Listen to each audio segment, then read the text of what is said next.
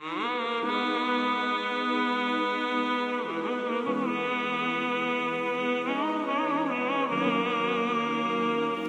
ayt. Bismillahirrahmanirrahim.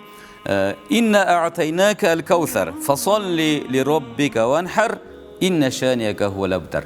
Uşul ayat жылда Kurban ayt майрам келгенде көбүнчө эске келген жана курбандыкка так далил боло турган бир аяттардан.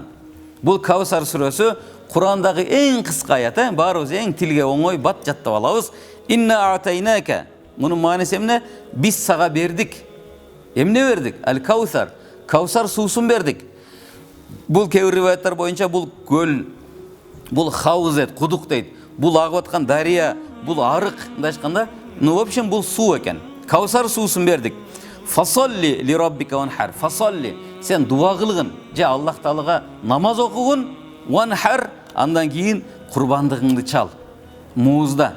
Эми бул жерде көптөгөн алымдардын, уламалардын иттифагы менен пайгамбар саллаллаху алейхи вассалам айткан хадисине ылайыктуу алымдар эч кандай башка ойго кеткен эмес, баарын ой бир жерден чыккан. Фасалли деген бул айт намазындагы 2 рекет, айт намазы, курбан айттагы 2 рекет айт намазы. Ванхар деген бул ошол курбандык союу деди.